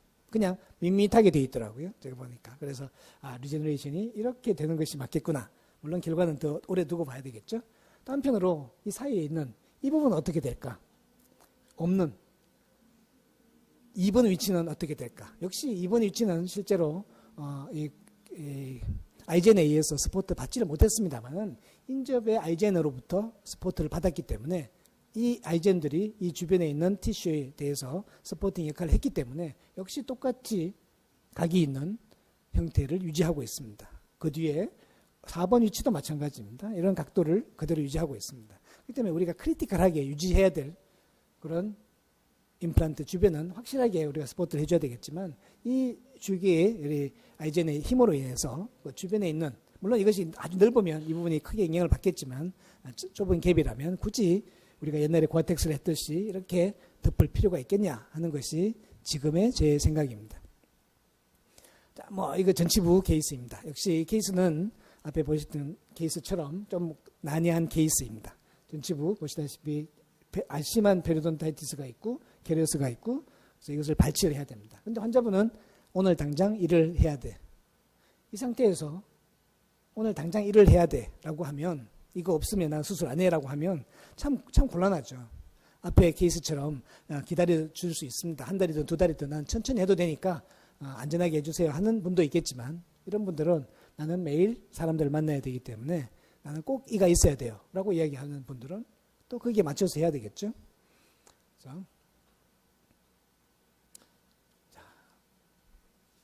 자를 발치하고 플랩을 열었습니다. 역시 이 경우에는 우리가 많은 그라뉴레이션 티슈가 소켓 속에 들어있습니다. 이 그라뉴레이션 티슈 또한 제거해야 될, 숙청해야 될 대상이 아니라 우리가 활용할 수 있는 재원으로서 생각을 하실 필요가 있습니다. 특히나 이런 경우라면. 그래서 인시전 라인을 보시면 제 가운데로 이렇게 지나가는 것이 아니라 이 두꺼운 그라뉴레이션 티슈를 다 포함하면서 제가 이렇게 하고 있습니다. 이 플랩 속에 들어있는 소켓에 있는 그라뉴레이션 티슈가 플랩과 같이 엘리베이션 될 겁니다. 나서 플랩을 다 열었을 때, 디그라뉴레이션을 했을 때 본의 모습입니다. 여기 보시면 여기에 있는 그라뉴레이션 티슈들이 이 앞쪽으로 많이 달려 나온 것을 볼 수가 있죠. 나중에 제거하는 것은 불필요하다면 뒤에 해도 되죠. 그렇기 때문에 먼저는 굳이 빨리 제거할 필요는 없는 거죠. 그리고 임플란트를 3개 식립을 했습니다. 보시다시피 이것은 그냥 소켓입니다. 잘 됐고 이 정도의 디펙이라면 앞에서 말씀드린 것처럼 전혀 문제가 없는 리제너레이션이 될 겁니다. 여기 또 페니스트레이션이 있지만 실제로는 큰 문제가 없을 겁니다. 여기는 보시다시피 팔라탈 쪽이 본이 다 열렸고 라비알 쪽도 본이 없습니다. 이런 경우라면 우리가 이미디어트로 물론 스테빌리티는 좋았지만 여기다 바로 로딩을 하는 것은 조금 지양을 해야 되겠죠. 다행스럽게 2개의 치아가 괜찮습니다. 그렇다면 여기에는 우리가 이미디어트 플레이스먼트지만 앞에 보여드렸던 퓨즈 어버트먼트를 사용할 수 있을 겁니다. 2개의 퓨즈 어버트먼트를 연결하고 여기는 아이젠을 쓰기로 했습니다. 그래서 플랫 어버트먼트를 연결하고 본 높이에 맞게 플랫 어버트먼트를 연결했습니다. 그 다음에 본을 아까 우리가 김성원 선생님께서 보여주신 것처럼 알로그래프트와 또 보바인 본을 50대 50으로 섞어서 지금 이렇게 파일업을 했습니다. 근데 이렇게 보통 하죠. 여기 다음에 우리는 콜라겐 멤브레인을 그냥 얹었죠. 근데 이런 스포트가 필요하다는 겁니다. 특히 이런 부분에 있어서 이 스포트는 이 주변에 있는 리제너레이션까지 도와주는 그런 역할을 할 겁니다. 그 나머지 부분, 이런 소켓 디펙트, 또 이렇게 약간 꺼졌던 이런 데한센스 뒷백에 대한 서포트는 보조적인 서포트는 우리 콜라겐 멤브레인이 대신 해줄 수 있을 겁니다. 그다음에 앞에서 우리가 보존했던 익스트랙션 서킷 주변에 그라니션 티슈와 함께 여기 원스테이지 서저리를 하려고 합니다. 이미디어트 익스트랙션 서킷이죠. 그러니까 소프트 티슈를 이걸 프라이머리 클로즈 하려면 마진의 무브먼트가 상당히 많이 일어나야 되기 때문에 전부 원스테이지 상태가 되겠습니다. 여기서는 이미디어트 로딩이 될 것이고 여기는 원스테이지가 되겠습니다. 그런 다음에 당겨서 슈처하죠. 사실은 이 그라니션 티슈가 만나는 이거 굉장히 위험하지 않냐라고 이야기하시겠지만 실제로 우리가 뒤집어서 생각하면 양말의 뒷핀이라고 생각하시면 되겠죠. 뒤집어서 생각하시면 이 본과 바로 맞닿고 있는 그라니션 티슈는 비록 좀 약해 보이긴 하지만 사실 사운드 하거든요. 사실 그 본과 맞닿아 있던 그 그라니션 티슈가 그래프트 머티리얼 또는 멤브레인과 접하기 때문에 위쪽은 나머지 인플라메이션이 있을지도 모르는 그라니션 티슈들은 바깥으로 다 익스포즈가 되게 되겠죠. 그렇기 때문에 그렇게 위험하지는 않습니다. 물론 퍼스가 나오고 이런 상태라면 곤란하긴 하겠죠. 그래서 연결한 다음에 이게 캡을 만듭니다. 그리고 미리 만들어둔 레진 캡을 어댑테이션 시켰습니다. 어댑테이션 한 상태이죠.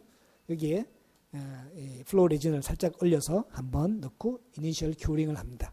그러면 이런 상태로 나오겠죠. 그럼 여기 이미 우리가 마진이 정해져 있습니다. 마진이 다 만들어져 있기 때문에 여기에 이 치아와 또 이 사이의 갭만 이 플로우 레진으로 싹 채워주게 되면 이것은 피니싱이 끝나는 상태라고 이야기하실 수 있겠죠. 대단히 쉽습니다. 그리고 템퍼리 실링을 하고 이제 이것은 이제 일주일 힐링된 상태입니다만은 이게 먼저 나와야 되는데 이렇게 델리버를 했습니다. 그리고 나서 한 2주 정도 지난 후의 상태가 될 것 같습니다. 그래서 보시다시피 아주 깨끗하게 힐링이 되어 있고요. 한 5주 정도 됐습니다만은 아까 소프티시가 두께가 좀 부족한 것 같습니다. 그래서 이 아이젠이 비쳐 보이긴 하지만 퍼포레이션이 되거나 그런 상태는 아닙니다. 앞에 우리 이대희 원장님 말씀하신 것처럼 이런 경우에는 커넥티브 티슈 그래프트라든지 또는 PRP라든지 또는 콜라겐 멤브레인을 덧대 주시면 훨씬 더 안전한 수식이 될 것 같습니다만은 저는 개인적으로 욕심에 어떤 문제가 생기는지 한번 해봐야지 해서 일부러 사실 방치하는 경향이 좀 있습니다. 그래서 물론 이것이 열리면 즉시 이 멤브레인을 제거해 주는 게 맞습니다. 근데 이 정도 비쳐 보이는 정도 가지고는 그렇게 걱정하실 필요는 없지 않을까 싶습니다. 이니셜에서 빚으시고요. 수술 직후의 모습이고요. 그리고 5주 후의 모습입니다. 이거 아직도 조금 더 기다려야 되긴 하지만 보시다시피 상당히 좋은 보온 레벨을 유지하고 있고요. 지금 이 상태에서 이 상태까지 보온의 레벨의 변화를 한번 보시죠. 여기는 이렇게 꺼져 있긴 하지만 지금 이 상태에 이 정도의 버티컬 거멘테이션들이 잘 되고 머추레이션이 잘 이루어지고 있습니다. 아이젠이 있음으로 해서 우리가 얼마나 많은 본을 만들어야 되느냐, 어느 정도의 본이 이 지역에서 필요하냐라는 가이드라인을 쉽게 가질 수가 있고요. 제거가 쉽고 또 위치시키기도 쉽고 또 매니지먼트도 훨씬 쉽습니다. 한 가지 더 이게 제가 자주 받는 질문은 옛날에 우리가 고아텍스를 배울 때는 거기 멤브레인의 가장자리가 굉장히 실링이 잘 돼야 된다라고 이야기를 했는데 이건 어떻게 해야 되냐라고 이야기하시는 분이 있는데 굳이 그럴 필요는 없는 것 같습니다. 이게 힐링 어버트먼트나 또는 커버 스크루로 완전히 안정이 되는 경우라면 굳이 이 밑에서 본과 아주 타이트한 실링을 할 필요는 없다고 하는 것이 지금의 저의 바뀐 생각입니다. 자, 강의는 임상 강의는 여기까지 됐고요. 저희들이 매년 인터내셔널 심포지움을 하고 있습니다. 오늘 이 서울 심포지움은 아주 지금 특별한 이벤트이고요. 저희들이 올해는 작년에 9번째 인터내셔널 심포지움을 제주에서 하고 올해 10번째는 방콕에서 하기로 했습니다. 11월 7일과 8일 샹그릴라 호텔에서 하게 됩니다. 이것을 위해서 타이틀은 이렇게 Evidence and Challenges with Master로 하고요. 그에 걸맞게 정말 전 세계적인 마스터 임플란트 메소드를 모시기로 했습니다. 아시아, 유럽 그리고 미국에서 모십니다. 그래서 미국에서는 하버드에서 마이론 네빈스 교수님을 모시고 또 토마스 한 UCLA 교수님, 또 NYU의 니콜라스 엘리언, 그리고 팀 아틀란트의 데이비드 가버를 키노트 스피커로 모셨습니다. 첫 세션에서 이 마이론 네빈스 그리고 토마스 한이 임플란트가 좋을까, 자연치아가 좋을까에 대한 디베이트를 하실 겁니다. 두 분 다 이미 30년, 40년 이르는 그런 롱텀 팔로우를 갖고 계시기 때문에 아주 좋은 그런 비교가 될 거라고 생각합니다. 두 번째 세션은 이 Challenge for Implant Aesthetic이라는 테마를 가지고 대만, 이태리, 그리고 태국, 미국, 한국의 마스터들이 그 진수를 보여드릴 겁니다. 파트별로 아주 다양한 재미있는 부분을 다룰 거라고 생각합니다.